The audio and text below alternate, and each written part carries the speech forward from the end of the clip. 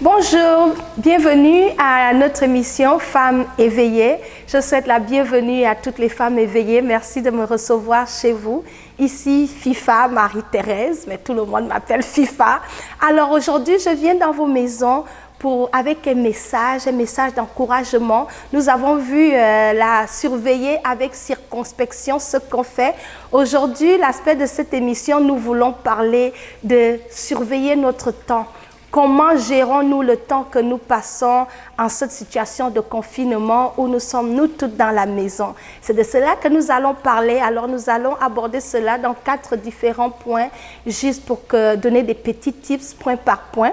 Mais avant de commencer, j'ai cette petite histoire vraiment qui m'a touchée. Une bien-aimée dans la foi m'a expliqué l'incident qu'elle a eu chez elle avec son fils. Elle priait avec ses enfants et son fils, elle a dit aux enfants, prions pour que le coronavirus arrête.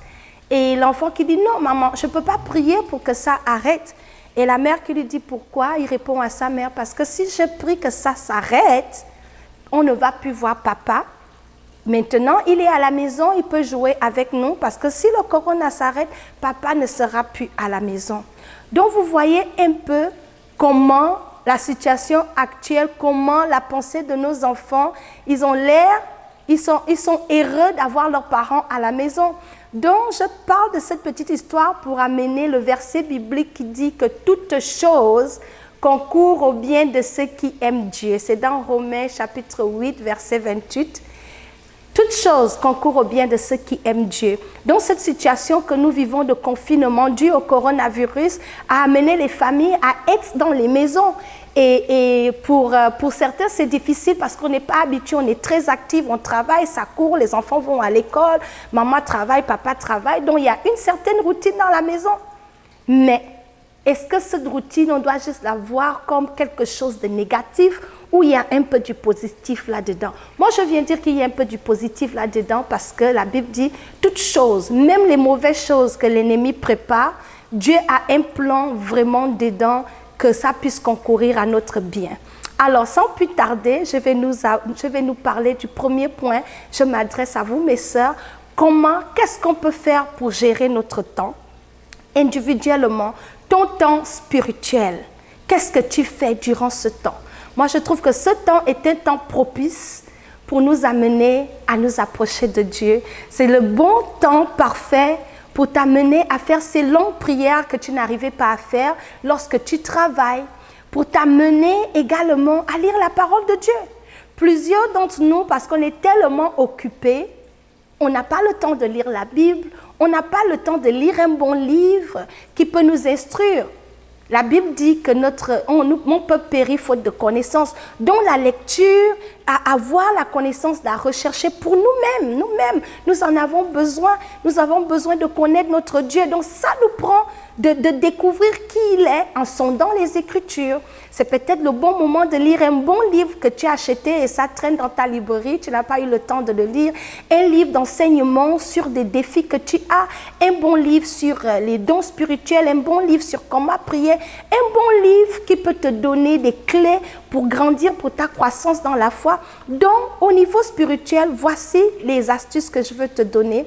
Je vais t'encourager en te donnant ce verset de Luc chapitre 10, verset 42, où Jésus a dit à Martha, « Martha, une seule chose est importante, c'est être au pied de Christ. » Alors voilà la première chose que tu pourras faire côté spirituel, c'est de prioriser Dieu durant ces moments de confinement. Et comment tu priorises Dieu durant des moments de confinement? C'est en passant du temps seul avec lui. C'est en créant dans ta maison, l'autel, un endroit où tu peux aller connecter avec le ciel. C'est de développer et accroître ton intimité avec le Seigneur. C'est d'augmenter tes temps de prière. C'est également le moment d'écrire peut-être un petit journal. Un journal où tu peux compter tes bénédictions. Parce que c'est très facile d'oublier ce que le Seigneur fait pour nous. Mais lorsque tu as un petit journal, moi je le fais, où j'écris les prières où le Seigneur a répondu à mes prières. Par exemple, il a répondu à une prière. Je voulais une nouvelle voiture quand j'ai eu mon 4e fils. Et je disais, Seigneur, la voiture que je conduis, une BMW, il n'y a que 5 places. Et nous sommes une famille de 6. Comment on va faire? J'ai dit, Seigneur, tu nous donnes un autre enfant. Il nous faut une voiture. J'ai prié. Et lorsque j'étais en grossesse, à 5 mois, Dieu m'a donné une nouvelle voiture. Tout droit de l'usine, la voiture de l'année, il y avait l'espace. Il ne m'a pas seulement donné 5 places, il m'a donné 7 places. Donc ça, c'était une prière où le Seigneur a répondu. Et j'écris cela. Donc la Bible nous encourage à écrire ce que le Seigneur a fait pour que nous puissions retourner derrière. Lorsque le diable veut nous décourager, on peut retourner derrière et voir la fidélité de Dieu et voir les bienfaits de Dieu. Donc ça, c'est un exercice que tu peux faire, par exemple, pour t'encourager dans la foi. Donc voilà. Et également, tu peux appeler quelqu'un. C'est le moment de prier pour quelqu'un au téléphone. C'est le moment d'évangéliser. Tu as cet ami qui ne connaît pas Christ, tu n'as jamais eu le temps de parler de Christ à ta voisine, à ton frère, à ta soeur. Voici une opportunité parce que tu as tout le temps. Donc faites-le, parlons de la venue de Christ aux gens autour de nous. Donc côté spirituel, voici un peu ce que tu peux faire. Et si tu as des questions, t'approcher, c'est vrai qu'on ne peut pas se voir, mais tu peux appeler quelqu'un, tu peux chercher une partenaire de prière. Ça aide tellement d'avoir quelqu'un qui prie avec toi. Tu peux dire, Seigneur, conduis-moi, montre-moi une amie, une sœur avec qui on peut toujours s'accorder dans la prière. Et cela aide. Donc cherche une partenaire de prière pendant ce moment de confinement. Demande à Dieu et il va te donner une.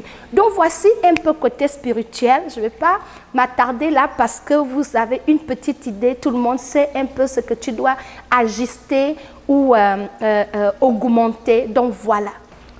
Le deuxième point pour bien gérer ce temps de confinement, c'est à la maison avec ton époux.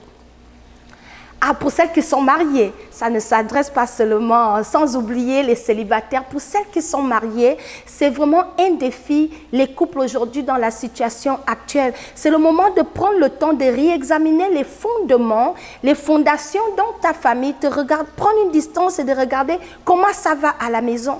C'est le moment de mesurer la température en ta relation avec ton mari. Est-ce que la flamme a diminué? Qu'est-ce que je peux faire pour ramener la flamme? Qu'est-ce que je peux faire pour plaire à mon mari? C'est le moment de passer un temps de qualité avec lui parce que quand vous travaillez, tout le monde est parti, vous revenez, vous n'avez pas le temps. Alors je veux parler du temps de qualité. Gérer ton temps avec circonspection, ton temps avec ton mari, le gérer avec circonspection. Comment peux-tu le gérer avec circonspection? Voilà une autre idée.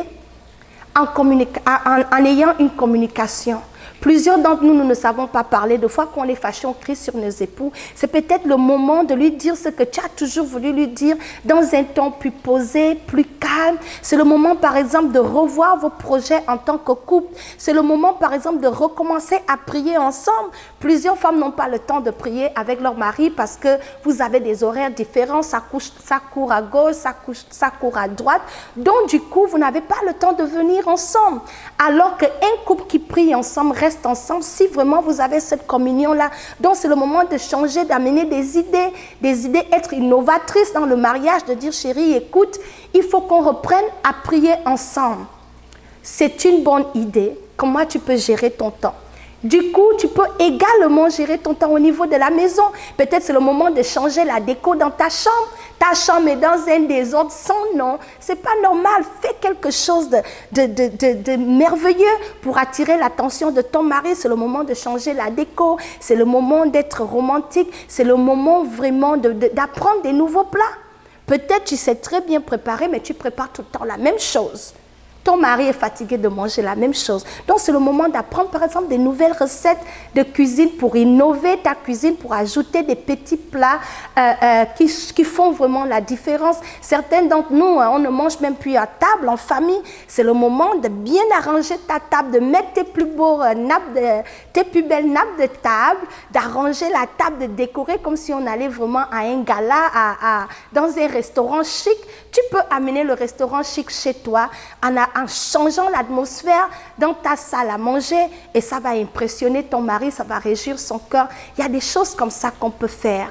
C'est également le moment où tu peux être attentionné. Plusieurs d'entre nous, surtout les femmes africaines, on attend toujours que le mari vienne vers nous. C'est le moment d'être innovatrice, de dire chérie, s'il te plaît, est-ce qu'on peut parler? Le moment de prendre sa main, de lui faire un petit bisou sans attendre. C'est le moment de raviver la flamme dans ton mariage, parce que lorsqu'on ne le fait pas, la flamme meurt et le mariage devient ennuyant. Tu habites avec ton mari, il est comme un coloc. Et la colocation tue le mariage. Donc le Seigneur aimerait que tu gères vraiment ce temps, que tu prennes de ce temps pour ramener ton couple sur des nouvelles bases. Donc, la liste est longue de tout ce qu'on peut faire, mais tu peux prier, dire à Dieu, Seigneur, qu'est-ce que je peux faire vraiment pour récupérer mon mari, pour vraiment mettre le feu dans mon couple, pour vraiment être heureux. C'est le moment d'être l'ami de ton mari, de suivre un bon film avec lui. Vous n'avez jamais eu le temps de suivre un film ensemble, c'est le moment de prendre la couverture, de t'asseoir à côté de lui, de rigoler, de faire des blagues, d'être des amis, d'aller marcher ensemble, en couple. Il y a plein de petites choses qu'on peut faire, on les néglige, mais ces petites choses-là vraiment aident beaucoup, beaucoup, beaucoup dans le mariage. Donc le Seigneur va vous inspirer également, mais je dis comme ça des petites choses qui peuvent nous aider. C'est le moment de se rapprocher. C'est le moment de pardonner. Peut-être ton mari a fait une catastrophe et puis ça chauffe encore dans ton cœur. C'est le moment de laisser aller. C'est le moment de renouveler tes pensées en ce qui concerne ton mariage. Il y a de l'espérance, il y a de l'espoir. Dieu est capable de rebâtir sur les anciennes ruines. Donc, on a un travail à faire. Et ce travail-là, c'est le moment d'aller chercher l'aide du Saint-Esprit. Comment tu peux rebâtir ton couple et il va t'aider. Donc, tu as tout le temps pour le faire. C'est le moment de jeûner et de demander la grâce de Dieu sur ton mariage, sur la vie de ton mari et sur toi-même. Donc voilà un peu côté couple. L'autre point que je vais aborder, c'est sur toi-même. Comment peux-tu personnellement, physiquement, profiter de ce temps pour prendre soin de toi? Mais oui, ça intéresse le Seigneur que tu prennes soin de toi. La Bible dit que nous sommes les ambassadeurs de Christ. Peut-être parce que tu travailles tellement, des longues heures, quand tu viens à la maison avec les enfants, tu n'as pas une minute, tu ne vis plus que pour tes enfants, pour ton mari, et tu ne fais rien de bon pour toi-même. Tu as arrêté de faire les choses que tu aimes faire. Et si tu n'es pas épanoui en faisant les choses que tu aimes faire, tu es misérable, même si tu as épousé le plus beau mari dans le monde, même si ton mari te donne tout. Si tu n'arrives pas à te réaliser toi-même en tant que personne, trouver ta destinée, ton appel, ce que le Seigneur veut faire avec toi, il te sera difficile d'être épanoui parce que ton épanouissement ne dépend pas forcément de ton mari. Il y a un travail que tu dois faire. Ta joie ne dépend pas de ton mari. Il y a plusieurs femmes qui disent qu'elles sont tristes parce que leur mari leur boude. Non, notre joie, on ne trouve pas ça dans notre mari, mais c'est une décision que tu dois prendre durant ce moment pour dire, je ne vais plus laisser rien me frustrer. Malgré les hauts et les bas, je vais garder mon sourire. C'est un état d'esprit. Donc, on veut, durant ce temps de confinement, je veux que tu prennes ce moment pour penser à toi, à toi-même. Qu'est-ce que tu as arrêté de faire pour toi-même? Peut-être que tu as arrêté de te faire belle. Tu ne sais même plus comment te maquiller. Tu ne sais même plus comment faire tes cheveux. Tu te laisses aller. Tes cheveux sont vraiment comme si la femme la plus misérable du quartier. C'est comme si le monde t'est tombé dessus. Quand on te voit, on se demande si tu es chrétienne parce que tu ne brilles pas. C'est pas normal. Les enfants de Dieu doivent briller. La Bible dit que nous sommes la lumière du monde. Donc c'est le moment de prendre soin de toi physiquement. C'est le moment de réorganiser ta garde-robe. Il y a des vieux habits là-bas que tu ne portes plus. Fais la place pour des nouvelles tenues. Change ton style. Reprends goût à la vie. Mets un sourire sur ton visage. Et puis, trouve des techniques. Demande à Dieu, Seigneur, qu'est-ce que je peux faire? C'est quoi ce rêve-là? Tu as toujours rêvé quand tu étais petite, tu vas faire telle chose. Qu'est-ce qui t'empêche de le faire? Peut-être c'est le moment d'écrire ce projet sur papier et de dire quand l'activité économique reprend, je vais réaliser ce projet-là. Je vais faire telle chose. Je vais écrire ce livre. Peut-être dans ton cœur, Dieu t'a mis le rêve de l'entrepreneuriat, de faire du business. C'est le moment de penser à ton plan d'affaires. C'est le moment de revoir tes finances.